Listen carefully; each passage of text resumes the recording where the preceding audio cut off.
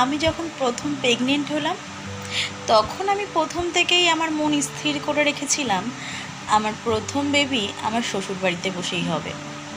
তখনও আমি আমার সিদ্ধান্তে পুরো অনড় ছিলাম। যখন আমার 2-3 মাস বয়স হলো প্রেগনেন্সির, তখন হঠাৎ বুঝতে পারলাম যে আমার মাজা এবং কোমর অসহ্য যন্ত্রণা করছে।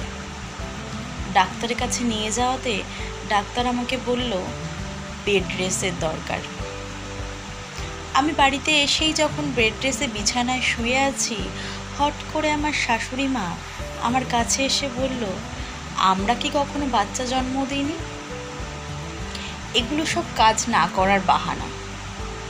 শাশুড়ি মার ওই কথাটা যেন আমার মনে ধড়াস করে এসে লাগলো। আমি হট করে বিছানা থেকে উঠে গিয়ে রান্নাঘরে চলে গেলাম। আমাদের বাড়িতে কোনো কাজের লোক ছিল না, কারণ শাশুড়ি মা পছন্দ করতেন না, সেহেতু বেশিরভাগ কাজটা আমাকেই করতে হতো। আমার বর তখন ব্যবসা করে। ব্যবসার একটু অবস্থাটা খারাপ থাকায় ও বাড়িতে খুব একটা খাবার দাবার আনতে পারতো না। যেহেতু ডাক্তার আমাকে বলেছে আমার শরীরে পুষ্টির দরকার, সেহেতু ও মা হওয়ার জন্য যে ধরনের পুষ্টিকর খাবার শুধু আমার জন্যই আনতো। বাকি সবার জন্য আনার মতন ক্ষমতা তখন ওর অতটা ছিল না। হট করে একদিন যখন আমার জন্য মাদার্স হরলিক্স নিয়ে আসলো আমার বর, সেই মুহূর্তে আমার শ্বশুর আমার বরকে বলল, দাঁড়াও, বাড়ির একার জন্য খাবার আনলেই হবে? তখন বলল, বাবা, আমার কাছে খাবার আনার মতো হওয়ার জন্য এই মুহূর্তে টাকা নেই, তবে আমি কথা দিচ্ছি আমার ব্যবসা যদি ঠিক হয়ে যায় আমি আবারও সবার জন্য খাবার নিয়ে আসবো আগের মতন। কথাটা শেষ হতে না হতেই আমার শ্বশুর বলে উঠল, এই সমস্ত ন্যাকামিগুলো বন্ধ করো, আমরা কি কিছুই বুঝি না? যত সব বউ আহ্লাদে ব্যাপার স্যাপার। আমার বর কথাটা কোনো উত্তর দিল না। ঘরে এসে আমাকে বলল, তোমাকে সামান্য খাবারটুকু আমি এনে দিতে পারলাম না, আমায় তুমি ক্ষমা করো।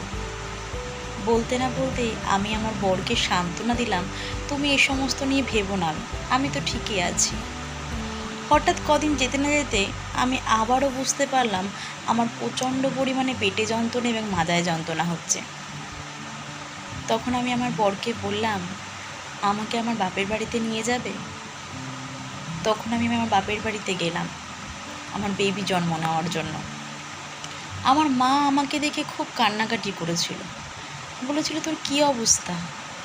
আমি আমার মাকে বলেছিলাম, মা তুমি এত টেনশন করো না, এই তো তোমার কাছে এসছি, সব ঠিক হয়ে যাবে। আমার মা আমাকে ভালো মন্দ খাইয়ে আমাকে ওই 8টা মাস পুরো বেড রেস্টই রেখেছিল। দেখতে দেখতে এখন 30 বছর হয়ে গেছে। আমার শাশুড়ি শ্বশুর এখন আর কেউ নেই। বাড়িতে একমাত্র গিন্নি হিসাবে আমি একাই আছি। আমার ছেলে যখন হলো, ছেলে বড় হওয়ার পর ছেলেকে বিয়ে দিলাম।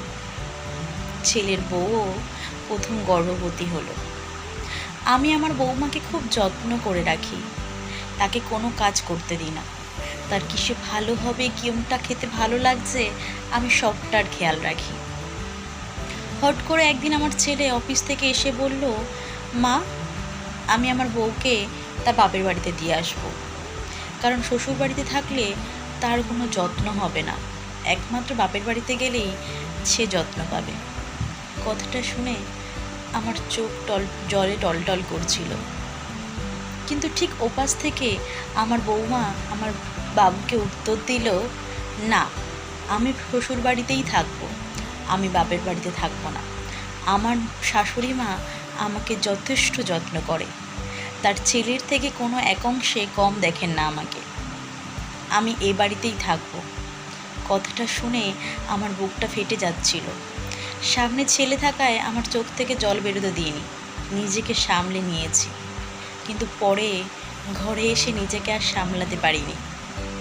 আমি কখনোই চাইবো না আমি যে যন্ত্রণাটা উপভোগ করেছি, আমি আমার সন্তান জন্ম নেওয়ার সময় যে কষ্টটা পেয়েছি, সেটা কখনোই আমার বৌমাকে দিতে। আমি চাইবো ও সুস্থ এবং স্বাভাবিকভাবে একটি সুন্দর ফুটফুটে সন্তান আমাদের ঘরে নিয়ে আসুক। যদিও এই সম্পর্কের সাথে আমার বাস্তবে আমার জীবনের কোনো অংশেরই মিল নেই, এটি সংগৃহীত, এছাড়া আর কিছু নয়। ভালো লাগলো তাই তোমাদের সাথে শেয়ার করলাম।